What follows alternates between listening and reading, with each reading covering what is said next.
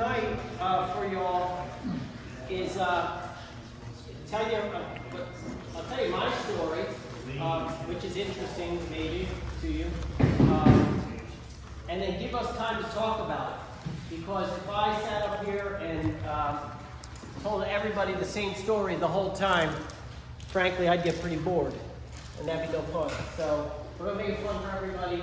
It's all about a conversation, not about me talking. But in order to get the conversation started, I think I'll tell you a little bit about myself, and then we'll go from there. I start every presentation I do, and I've done a lot of them, with gratitude. Because really, frankly, anybody wants to listen to me, I think that's the most amazing thing that anybody ever created. So God love you for doing that. And thank you for having me, genuinely. Amen. Appreciate it. All right. So, as Roy had said, let's see if we can get these things working here. There I am. That's somebody else. There's me. All right, there you go. All right, so my name is Sean Bernardo. I'm Naples resident now. I moved down here from Philadelphia, North Philadelphia. Anybody ever been to the city of Philadelphia? Yep. All right, anybody been to North Philadelphia? Sorry to hear it. Sorry to hear it. It's a little bit of a rough town, and I don't recommend anybody goes there. But that cute person on the screen is not me. When I was growing up, that was me. And I was a little bit more dorky than that cute kid. When I grew up in North Philly looking like this, I got to learn some pretty tough lessons pretty early on. But the one thing my dad taught me a lot, and I hear about that a lot, the one thing my dad taught me was that things will get better, right? And just keep trying and things will get better. And if things would click, I can tell you they did not get better. They got much worse. They got much worse in hefty order. So, North Philly had a lot of bad decisions all around. And my dad just said, Sean, just always make the right decision. I mean, it was as simple as that. Just make the right decision. You know in your heart what it is, just do it. And that didn't sit real well with me at that time because I was learning how do you be strong and make the right decision when everybody is trying to drag you another way. So it was very difficult, and growing up was very hard for me. But it taught me a lot of life lessons that I would use later in life, and that would really help me get through some other things. But we'll get to them in a minute. So let me just cue myself up here so that I do the right thing too. Okay, great. So what happens in my life is I'm generally a pretty good student. Like I focus on that. I focus on learning and trying to be the smartest person I can. And now I start to turn like 16, and I start making dreams for myself. And back in the 1990s, there was a really, well, it actually was the 1980s, there was a really, really great movie out there. Does anybody know what the greatest movie ever made was? That's right, it's Top Gun. Thank you. It was Top Gun. And as soon as I saw Top Gun, I knew that was for me. So I went to my parents and said, Mom and Dad, I'd love to be a pilot. And they're like, no, that's not going to happen. That takes money, that we don't got. So try again. So I thought to thinking to myself, what could I achieve?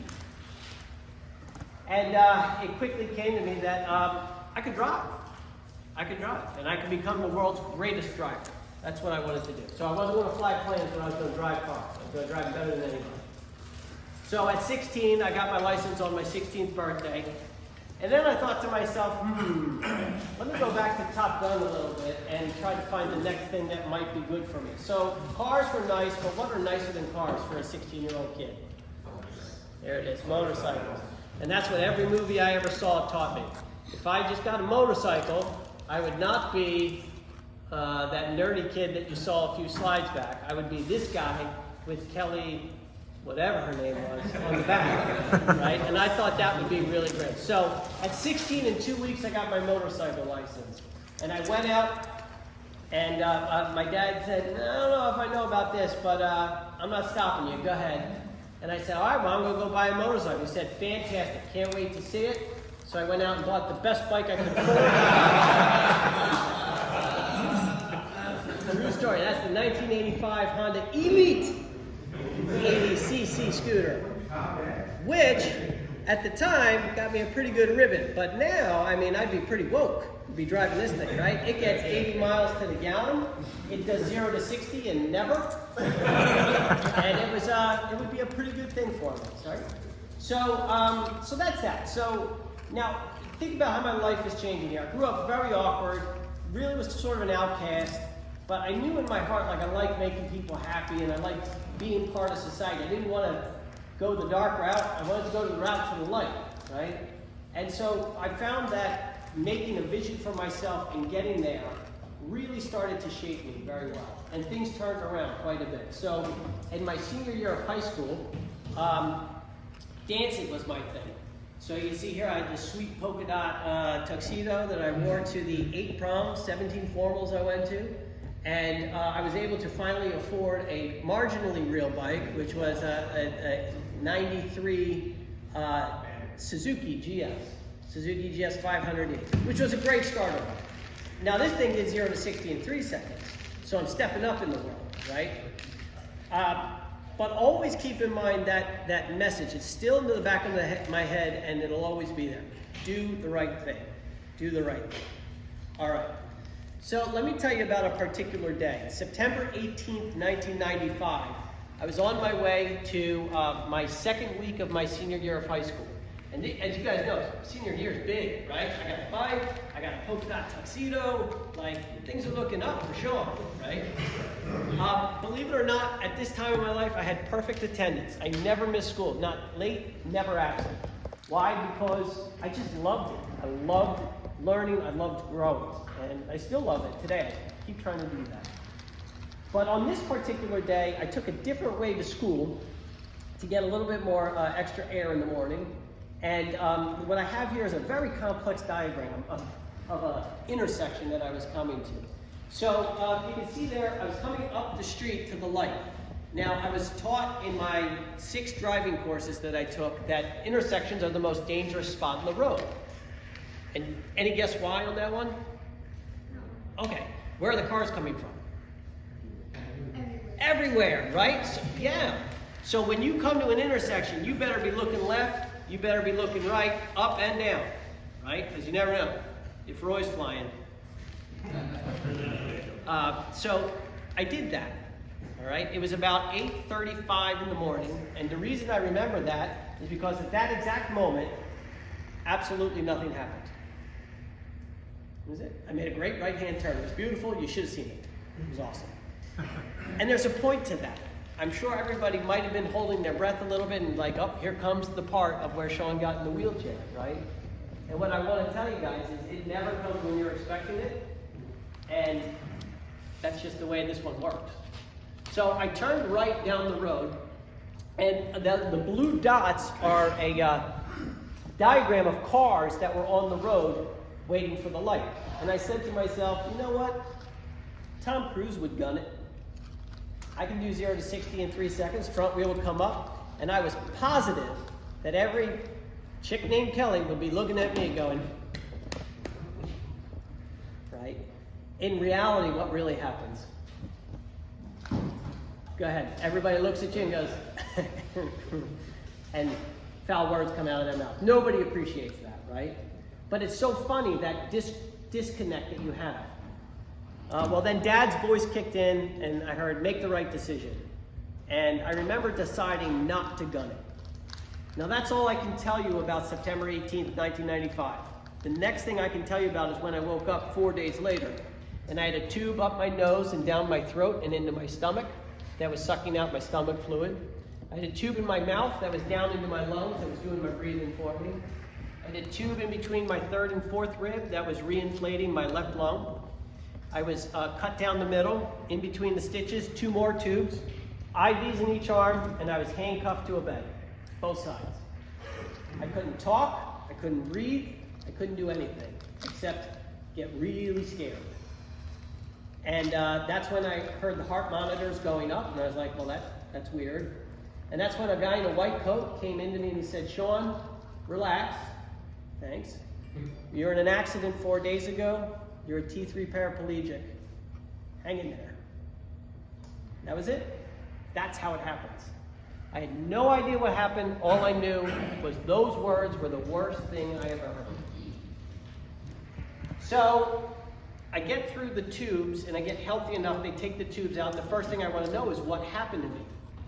And because I don't remember it. So people told me what happened, I'll tell you what happened. As I came down the street, you see that stop sign there? That's another road coming in from the left, which is an intersection. Does it look like the other intersection? Is it so obvious? It's not. And I'm too busy making the decision, should I gun it, should I not? I totally missed that there's an intersection coming up and I'm not on my guard. That's my fault. What happened was somebody else wasn't on their guard. They pulled out into traffic without looking. We've all seen it, where somebody just comes across traffic. She wants to make a left-hand turn. I wanted to go straight. That didn't match. So what happened is, on the next slide, I have to go over here to switch slides. Sorry about that. She hit me right there where the red mark is. I went flying off the bike, and I landed in... Do you see that area where the white dot is? See where? As a matter of fact, you see all the grass? Yeah. Yeah? And there's only one area of rock? Those are the rocks I landed in. So, I brought a little show and tell that we'll pass around, which makes it a little bit more real. This is the helmet that I dropped and that saved my life. This is the helmet that saved my life. And you guys can see the story of the accident. As I was hit, I came off the bike, I got hit from the side, I started skidding along the road on the top of my head there. This would have killed me. All of these dents in the back would have killed me. This helmet, this exact one, saved my life. It saved my life, but it didn't save my back. I'll give that to you, you can pass it around. What happened was I landed on a rock that broke my back right in the center of my chest at the T3. At the T3 level. Let me show you what that looks like so you can understand it. This is a picture of a normal spine. And you're looking at it from the side, like this. So head, spine, heart, neck, lung, chest, back. That's a normal spine. You can tell because everything lines up nice and beautiful. This is my spine. You can see in the back at the red mark, that's where the rock hit me on my back. It broke all the bones in the middle, T3, 4, and 5. That cut my spinal cord, cut my aorta, hit my lungs, hit my heart. Like a grenade went off in my body. I was airlifted to a hospital. Ironically enough, the best thing Bill Clinton ever did for me was talk in Philadelphia that day. His doctors got to work on me. They were military doctors. And you know what they said? Don't touch him. Really odd for that time and that type of injury. The doctor said this. He said, I cut that kid open, he's dead. We're going to leave it in God's hands today. And that's what they did. So that day, they didn't touch me with a knife, and I lived, and I'm here to tell about it. But in that instance, I went from, 5'11", perfect attendance, near a 4.0, I'd say 140 pounds, 145 pounds. And perfectly normal to handicapped, paralyzed. And the picture on the right was the picture when I got out of the hospital. I was down to 95 pounds by the time I got out of the hospital.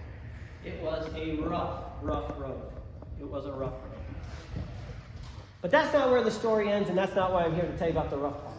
I'm here to tell you what happened next. So after I got out, I said, I got to get back to living. So the first thing I wanted to do was drive a car again. For me, that was freedom again. If I could get back into a car, I could do other things. But I didn't know how to do that.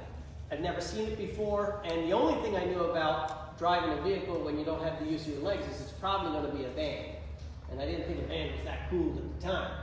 And then somebody said to me, nah, man, you drive whatever you want. I said, how about black sports cars? They said, yeah, go right ahead. So these are all cars I've owned over the years, and let me just tell you how simple it is. On the left-hand side there, you see that little black handle? Yeah. I pull for gas, I push for brake.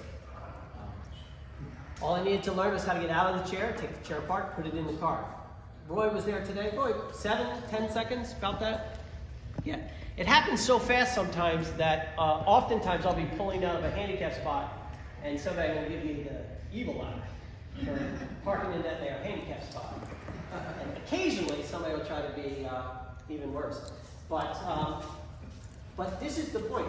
That opened the door for me for everything else I could do in my life.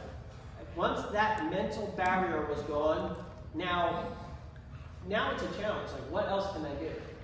So I'll give you a quick epilogue of my life from there, and then I want to talk about something else. The epilogue was, I went back to high school. I graduated with my class that year. I was out a total of 60 days. But I studied in school, I studied in the hospital and took my exams in the hospital. I graduated with a 3.8 and then went off to Villanova University to study engineering. Moved out of my parents' house then. I've lived on my own ever since. Got my engineering degree. Had an amazing career in computers in the 90s and the early dawn of the web in the 2000s, to e-learning, and now AI software is what I do for a living. But that's not what I do for a passion. So my passion, if you remember, was I needed to get back to flying. So I'm going to talk to you about a career that I made in flying. But before I start saying I too much, this is where I need to change the story and tell you about a lesson that I learned. The lesson is I cannot take full credit for anything. The reason I am here, the reason I got through that accident, and the reason I was able to have a career in flying was because we, the people around me, supported me, and together we all did this. So from now on, just think of, if I accidentally say I really mean to say we. Right? I don't think you accomplish anything truly great just on your own. You really don't. I think you can spark it, but you need others in order to really do it.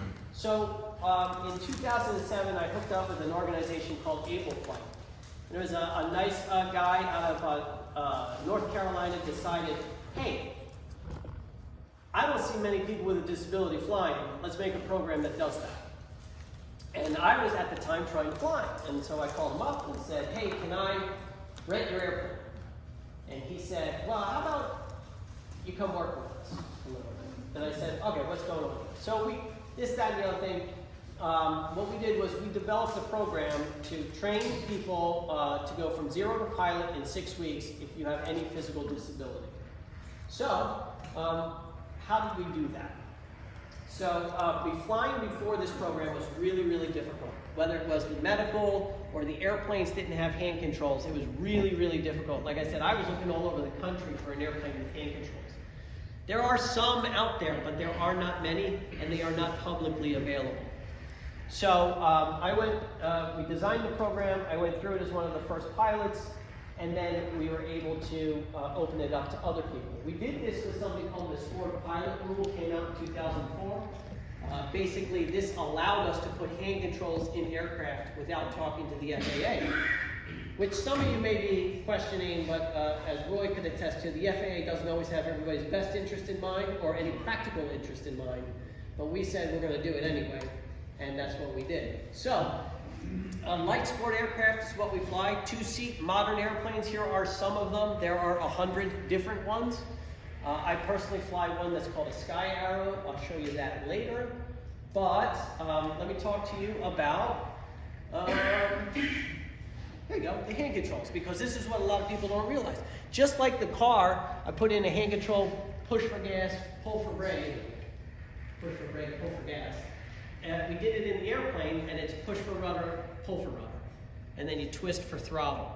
So in typical airplanes, you need your feet to work the rudder pedals. That little control, that silver bar on the left, replaces that. And now we're able to fly airplanes without the use of our legs. So we've done it a lot. Since then, fully funded scholarships since 2007. We've had 130 various people that have gotten their licenses or their mechanics degree or air traffic control. We fully fund them from travel to food to airplane to instructor all the way through. We've served 40 wounded veterans. I've seen people with amputees. I've seen people with brain damage. I've seen people that are blind. I've seen people that are deaf.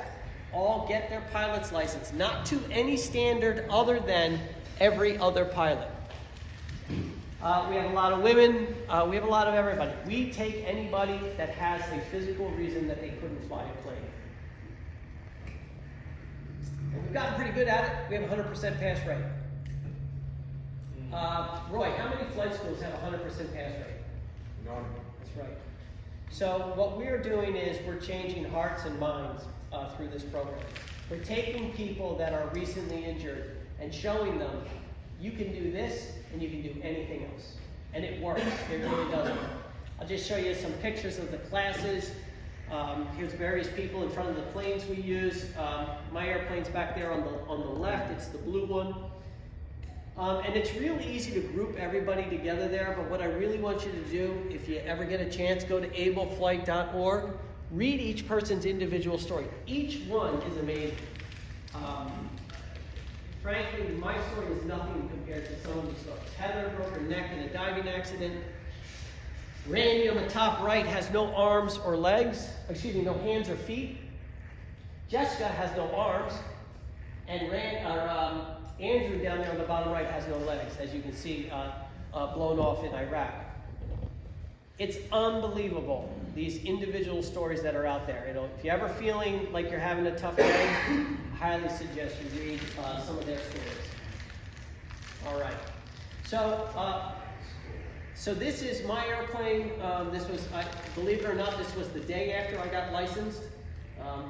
We did a photo shoot for the EAA. I've been very, very blessed every day. Every time I'm up there, I just thank everybody involved and the Lord for bringing me to my dreams and getting me there. Just a little summary of the flying I've done for the charity. So I was a spokesperson for the charity to go out and raise funds and get scholarships. So my airplane flies at about 110 miles an hour, and that's all the parts of the country that I've gone at 110 miles an hour. Yeah, quite a bit, quite a bit. If you want to learn more about it, please, ableflight.org, especially if you know somebody with a physical disability that you can recommend to apply for the scholarship. That's what we need most. And if for some reason you come into extra funds, unfortunately, airplanes only burn dinosaurs, and dinosaurs come from dead presidents. So, all right. So here's what I'm going to wrap up with, and then we'll start our conversation, if that's cool. So I'm going to give you just 5 lessons that I use every single day, other than always make the right decision. That's always number 1. But the first one is, how do you get through anything? You just do it. That's it. There's no secret to it. It takes grit. I have my favorite quote on each of these I'll put up, and I'll let you read them rather than read them out loud. This is in my wallet. This was in my dad's wallet. I think it's the most important quote of anybody that's having a hard time. One of my favorite sayings is, when life deals you lemons, eat the lemon. Eat the lemon. All right. The next is failure. Everybody's afraid of failing. If you're not failing, you're not trying. Teddy Roosevelt said it best. You know neither the victory or defeat if you're not trying. Go out there, try to do something that you will fail at. And then try it again. And then try it again. And see if you can't change your heart and your mind that you're not afraid of failing. The next one is one that I think is more geared towards the youth today, because this is not taught at all. Accountability. Accountability. Who was to blame for my accident? Anyone? Me. I chose to ride that motorcycle that day. I knew the risks. It's a shame somebody else made a dumb move. I was driving. That's it. People ask, how do you get through something like this? I tell you, you start with knowing that you're accountable for it. Own it. Own it. He who makes excuses, good for nothing else. Last 2. Number 1, before you adapt anything else, you have to adapt your mind. If you don't set your mind right to what you want to do, nothing else will come. Guaranteed. I actually came across a better quote than the one that I would show you for that one, but it was by Henry Ford. Say you can or say you can't, either way you'll be right. And frankly, that was what made us successful at AbleFlight. We changed people's minds about it. Finally, success. How do you define success in your life? I mean, we're in Naples, and people think success is driving all around us with the average salary of $250,000 a year. I think if it's money that you gather, that you gauge your success by, you will be sorely lost at the end of your life. One of the best things you can ever ask yourself is, do you want to be known for your resume skills or your eulogy skills? Would you rather people say about you, man, that Sean, he made so much money, he did so many things in business, it's tremendous. Or do you want to hear something like, when Sean left the room, everybody felt better. Sean made you laugh. Sean did things that made you feel good about yourself. Those are your eulogy skills. That's what I highly recommend everybody work on. Something that sounds better at your eulogy than he led some company. All right, folks. That's all I have to give you. Now, please, let's share with each other. Yeah, go ahead, my friend. First of all, what's your name? About the school, 100% success. 100% pass rate in the last 10 years. You said you had blind students. Mm-hmm. Yeah. Tell me about Yeah. So they were not completely blind, obviously, but we've had people hit in the eye by shrapnel that one eye was blind. Yeah. We have had 5 completely deaf folks go through 100% deaf. So there is a unknown procedure in the FAA. You kind of glance by it. They're called light gun signals. And when you come into an airport that is towered, which is usually where you have to talk on the radio, you need light gun signals to land. We do our training at Purdue University and Southern Illinois University. We just started there this year. But Purdue University, we've been doing for 13 years. Guess the most proficient light gun people in the country are? Purdue University. Those air traffic controllers come out of there with more light gun skills than any other school in the country. And that's because as soon as we find somebody who's deaf, we bring them into the program. Yeah. Great. So what's your ministry about? You're flying planes and you're stable and so forth, but what's some of your main goals? My main goal is to make the person to the left of me and the person to the right of me have a better day. So the plane that you're flying is not a ministry type thing? It's personal, or is it also ministry? I think you could define it as ministry. I personally haven't defined it as that, but I would have no problem saying that that's my ministry. Okay, so it's not like you're transporting something for a ministry to a destination, or? No. My ministry in flying, if you will, is bringing it to folks who never thought they could do it and changing their lives through it. Yeah, thank you. Yeah, go ahead.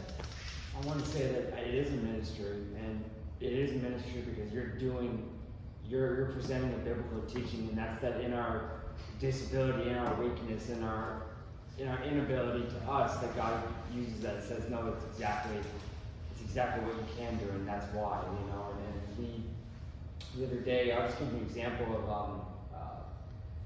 of Moses, right? Mm-hmm. Who am I to go to Pharaoh, right? Who am I with this speech in front of me, right? But God said, no, it's you. And then we see countless other examples of that. And when I saw the pictures of all those people, I thought of that, Absolutely, that doesn't hinder us or stop us in any way because it's God, I agree. I would be very remiss to ever compare myself to Moses in any way. Obviously, what they were doing was miraculous. But I can associate with, well, the only thing I would say here is it's not a reluctant call. Like, I felt that call and I'm answering. The reluctant part came in the grit portion of it. The call was to get out of that bed, to move on, to do something in my life, and dang it is hard to do. Yeah. And you say, why me? I don't want this one. I don't want this one. But once I got past that, everything that came beyond that I think, is in line. And that's really what's depicted in that story with Moses. You know, But that's what I was trying to say. The ministry is that anything can happen to you but God. Anything can happen to you, but it doesn't count you out of anything because of what God can do in any situation or any circumstance that's happened to you. That's the ministry. you're in his plan. You're in his plan. In my opinion, it's just my personal feeling, you're in the plan. You know, and because we have free will, we have a choice Yeah. to not do the plan, but it doesn't feel good when you do that. You know? And that's that thing, going back to my dad, just always do the right thing. That's the voice that we listen to. I think it also shows, I mean, God's purpose, you know, it's, God uses all things for the good of those who love Him, you know, and, you know, trust in the Lord with all your heart, lean not on your own understanding, because these type of things happen, and when they happen, I mean, and everybody has their own hardship that they go through, their own situation. It might not be a disability, it might be something else, but at that moment, you know, it's that question of why, like, what did I, like, what is this gonna, how am I gonna be able to use this? Like, how can somebody use this for anything? Yeah. But just the fact that God finds a purpose in everything, every situation, it's just amazing. It is, and you know, one of the things that you struggle with when you go through a severe disability like this is, especially somebody like me who always was independent, is being a burden on others, right? It's if I were to be honest, it's my greatest fear, is being a burden to anybody.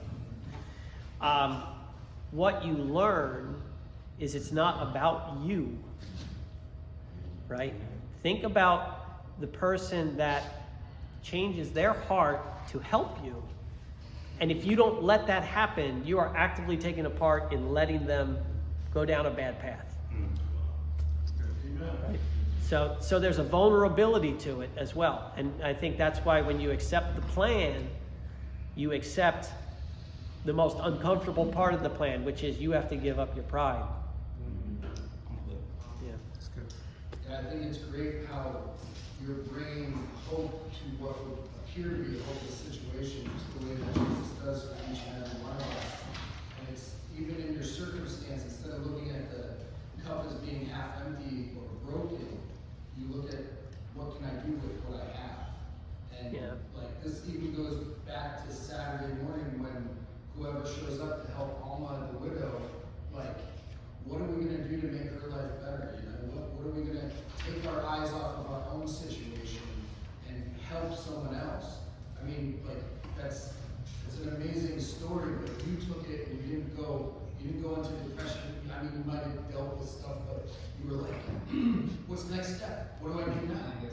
And that's so important for each of us in our walk with the Lord, in our walk with life. There's things in this life that aren't going to be fair, and it's not going to be fun. It's going to be hard. But the truth is if you take it the way our brother Sean has, and you just look for the next thing, and then look, how can you help others in that situation?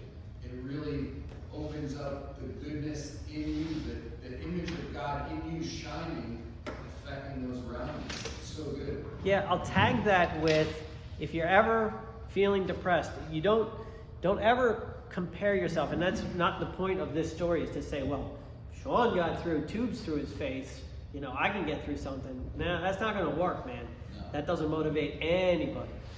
But I'll tell you this, if you're ever feeling depressed, I guarantee you 100% the distinct way of clearing a depression. I'll ask this question: who'd you help today? Who'd you help today? And when I'll guarantee you, if you're depressed, you will say nobody, because that's why you're depressed. Yep. You were put here to help other people. And when you're not fulfilling that purpose, you're going to feel it in your soul. And that's what's going to be depression. So if you're feeling depressed, it's as simple as getting up out of the chair, finding somebody in need, and gosh, there are a lot of people in need. Or picking up the phone, right? Anything. Pick up the phone, call somebody, say, hey, how can I help you? What's going on with you today? Yep. Put your eyes- Take it out of yourself and put it towards others. And yeah, it gets a lot better. Yep. Go ahead. I just want to share a scripture. It's in Philippians chapter 4, verse 8 through 9. Finally, brother, whatsoever things are true, whatsoever things are honorable, whatsoever things are just, whatsoever things are pure, whatsoever things are lovely, without these things, think on things of good report. If there be any virtue, if there be any praise, think on these things. And that's what I'm saying. It's great. And Yeah, because you have to be positive. You can put yourself down constantly and you'll never go anywhere. oh, it's very easy to do. It's very easy, you know, the devil's going to drag you into that. He's going to say, focus on you. And you're going to say, oh, I'm going to do this for me, I'm going to do that for me. You know? And you're missing, even if you're just by yourself, if you don't have another human around, you're missing the we in that one. Who's the we? Remember I said we did some things? Who's the we when it's just you? Right? Yeah, great, go ahead. I may have missed it, but were you a believer before the accident? I was raised Catholic, and that church has had a rough time. And I had some rough experiences with it. So I have an evolving view of the world. Certainly for a while I definitely said religion and me, we don't get along, you know, of any kind. But what I started to realize is the value in it, in a guide to being a good human. We don't have that. We're not born with manuals. I'd say the Bible's about as close as you get to it, right? So, so I had a very evolving view on it. With age comes wisdom, right? Yeah, Ty, and then we'll go over here. How's that sound? Your accountability, did you take accountability right away, or did that take some time for you to? 100% right away. Within 9 days, I was up and out, and within 30 days, I was out of the hospital. You don't do that without saying, I accept this for what it is, and it's my burden to bear. Like you said, your biggest fear is being of burden to somebody, but when somebody wants to bless you somehow, and you don't accept that, you're taking the blessing away from them. Amen. So anytime somebody wants to do something for you like that, just take it and be blessed, and let them be blessed also. It's a hard lesson for people to learn, but I'm in full agreement with you, Ty. Yeah, full agreement. Yeah, go ahead, my friend. So when you were sharing your experience, you know, the story of Joseph came to me. When Joseph was sold into slavery, he was a kid. You know, look at the struggles he went through as a kid. But he persevered, you know, and there was a hope, like my mother said. Because can you imagine? I don't know how old he was when he was accused of rape, you know, but back 21. You know, when things started to look very promising because, you know, he was made head of Potiphar's house. And then all of a sudden, he's accused of rape. Like, what is that? Where is my God? And I think it happens to all of us. You know, sometimes you go through certain challenges in your life. Where is God? Especially in serious challenges, you know. I'm sure when you woke up, let's put God aside, look at the situation like, wow, like, I can't walk anymore. What is going to happen next? Yeah. But you persevered, you know, whatever you went through. I don't think Joseph or David was always excited and trouble, you know. But when they went through those experiences, they quickly turned back to God. Like, you know what? Regardless of what I'm going through, I know God is helping. And I was in a motor accident. Mine was more serious than me, but God saved me because I was going about 120 miles an hour on the highway, and the bus was parked on the side of the road, and it decided to make an illegal U-turn. So when it turned was when it saw me. I couldn't brake. I mean, if you ride, you know that it was a very short distance. Yep. Yep. So I tried hitting the front and back brake, but it was skidding. Yep. And there was a little space behind the back, and then I hit the pavement about 100 miles an hour. Now, there were two of us. We picked a friend of ours on the other bike, so I decided to take my helmet and give it to the other guy. So when we were passing the helmet, I stood, you know. I took my helmet off, gave to this other guy. I got an accident doing 100 miles an hour, and God being so good. When it hit the pavement, it threw me from here to like the other side of the parking lot. Easily. And I was in the air. Yeah. And I was screaming the whole time, Jesus, help me, oh my God! it was the craziest thing. Not knowing my bearings, I didn't even know what was going on. All I knew was I was in the air, you know. And God helped me because I was on the main highway, but for some reason, I got thrown off on the side of the road where there was grass. So I fell down at about maybe 80 miles an hour, so definitely I was rolling around. When I stopped, and I sat down, I checked if my legs were okay. That was the first thing I checked, and I could feel like liquid flowing on the side of my hand, which I knew was black. But then I stood up, and then when I stood up, the cars coming from the northern side and the southern side had all stopped because it was about 5:30, so everybody saw me. So when I stood up, like there was silence. I've never seen anything like that before. And then all of a sudden, people started getting out of their car and rushing towards me. And it was later that I understood that God intervened because I didn't even have a scratch on my head. But growing up, I also wanted to be a pilot. I remember I told my uncle, and my uncle was like, I grew up in Africa, I grew up in Ghana, and my uncle was like, there are only 2 planes in the Air Force. I mean, there are about 100 people who told you they're going to get, so I have to shelter, but Well, now you know a guy. exactly. So this is, very personal. What is interesting is I haven't been able to be a pilot. But you have. And that is more than motivation and inspiration.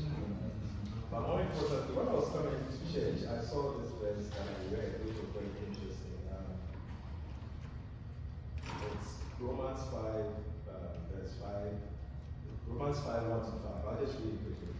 It says, therefore, being justified by faith, we have peace with God through our Lord Jesus Christ, by whom also we have access by faith into the grace wherein we stand and rejoice in hope of the glory of God. Now, and not only so, but we glory in tribulations also. I think that part mostly you don't hear. But the Bible is saying that in our tribulations, whatever it is, maybe in your situation was the accident, knowing that tribulation worketh patience, and then patience worketh experience and experience, which is very good. When the Bible stresses on something, it means that there's a lot to gain, and then hope. And then it goes on to say, and hope maketh not shame, because the love of God is shed abroad in our hearts by the Holy Ghost, which is given unto us. Joseph going through that tribulation in perseverance and hope was able to position himself for what God had purposed for him. I think mostly is the end that matters, not the beginning. So anytime you read the Bible, God says that I know the end from the beginning. He never says I know the beginning from the end. Because the beginning is, it can be rosy, it can be this, it can be that. But at the end of the day, your experience, a lot of people would have gone through the experience and become drunkards. Because they couldn't handle their situation. And so I challenge us all, regardless of what we're going through, whether it's marital problems, whether it's job issues, regardless of it, let's use this as a lesson that when you direct your hope in Christ, it might look crazy. I was telling a friend, Moses grew up in luxury for 40 years. Like super luxury. If you read the story of Egypt, super luxury, like nothing, I don't think anything has been replicated. For 40 years, Moses lived a luxury life. And then for the next 40 years, he lived a degraded life because he was a shepherd. Now, I was thinking to myself, I don't think I can handle that. We go through a challenge for a year and we are broken. We go through 2 years and we are, this guy did it for 40 years. But in the 40 years, he didn't turn his back on God. So regardless of what we're going through, let's always remember that people have been there. Our brother has been there. He's proven, he's more than proven that God is capable. And then in all things, let's always look at God. Amen. I want to tie two things together you said were very important. You said God knows the end from the beginning, and you said God saved you when you were in the air. I believe God put you in that accident. I think God saved you at the accident by throwing you in the air, because He knew the end. He knew you get through. He didn't come in when you're in midair and go, all right, now I'm here. He was there when you were going 120 miles straight to hell and said, you know what? You need this today. So good. Good. No, I just want to say thank you all very much. Just one quick thing to end on, and then the night is for you all to see. So I go back to this picture. This was my dream in life, right? And I just want to tell you about a moment where I realized my dream. It came about 3 years after my dream. Somebody sent me a picture of me flying one time, and I'm like, wait a second. That kind of looks like that. But